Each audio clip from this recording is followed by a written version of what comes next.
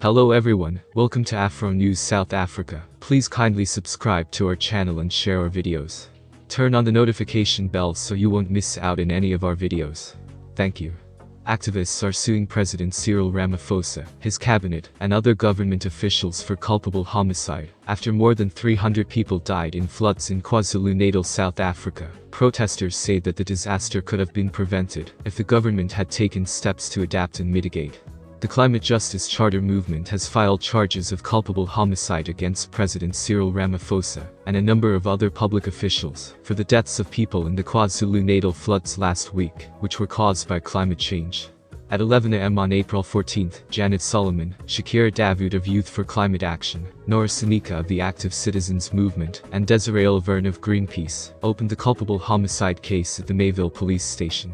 They were there.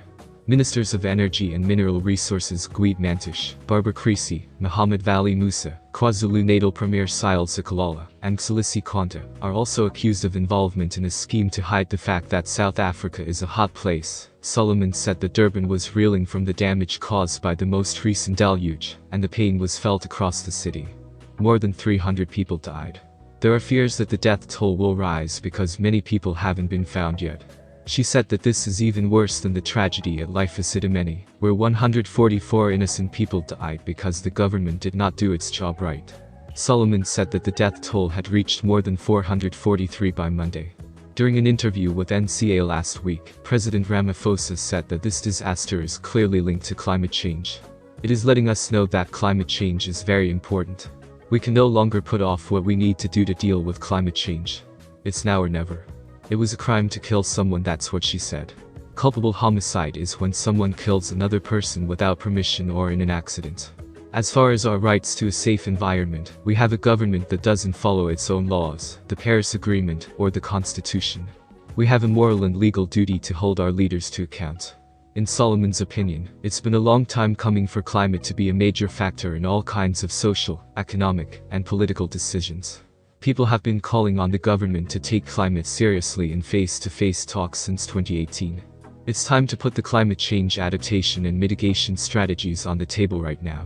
It looks like our president talks a lot, but the people of KwaZulu-Natal need to see action from their leader. It would cause years of carbon emissions that would kill more people, businesses, and ecosystems if the president kept going with fossil fuel exploration and production both on land and at sea, she told him. He also knows that we need to make sure that low-income communities get the help they need in a way that is both environmentally safe and fair.